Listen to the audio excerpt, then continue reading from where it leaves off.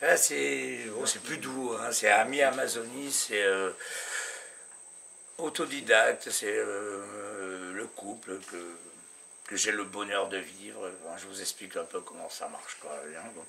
La brume matinale vient juste d'émerger. Le jour n'est pas banal. La pirogue est chargée de tout un bric-à-brac servant à s'installer loin là-haut près des seaux dans un coin isolé.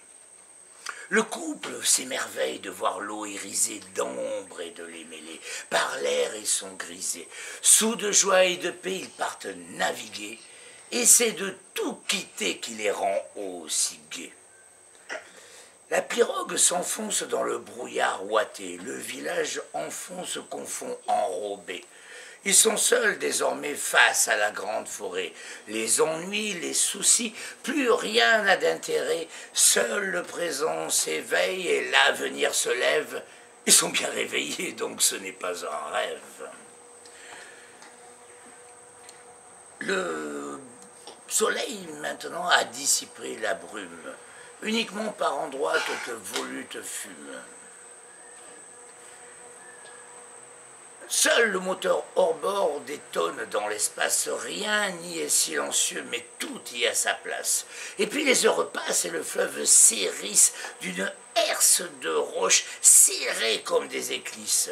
Dans ces récifs brisés, il faut trouver la passe et bien la négocier, sinon gare à la casse. Commence alors pour eux un gymkhana perfide où l'eau montre un chemin qui sinue dans ses rides. L'homme connaît déjà, la femme, elle, découvre. À l'avant du canot, sa vie nouvelle s'ouvre. Quand ils eurent franchi un bon nombre d'obstacles et admiré, ravis, une série de spectacles, en fin d'après-midi d'une journée remplie, ils arrivèrent enfin au lieu de leur repli. C'était en haut d'un seau, dans un bras bien secret, sur un petit plateau, j'arbre très discret. Le terrain, les rochers étaient à défricher, car nul jusqu'à ce jour ne les avait choisis pour les investiguer en toute poésie. Sabre en main, bien sûr, et sans peur des blessures, tôt dès le lendemain commença l'aventure. Il leur fallut du temps, sabrant et abattant, la peau zébrée de sang et pourtant l'air content, pour dresser seulement un abri provisoire, amarrer les hamacs sous un toit dérisoire. Mais eux sentaient déjà la structure plus sûre de leur futur cocon au sein de la nature. Ils bossaient en riant, légers comme des enfants, et prenaient bien le temps de s'aimer tant et tant. Oui, ouais. Ils choisirent les bois pour bâtir le carré qui les abriterait sans fuir et sans tomber. Pour la bâtir aussi, ils prirent mille soins. Il n'était pas question que ce ne fût qu'un coin.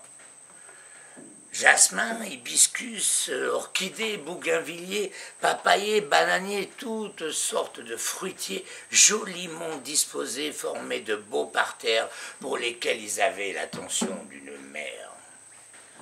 Il ne leur manquait rien à ce couple heureux qui avait supporté des temps moins chaleureux. L'amour et le travail les avaient animés, ils récoltaient enfin ce qu'ils avaient semé. Les années ont passé, c'est bien un peu plus dur.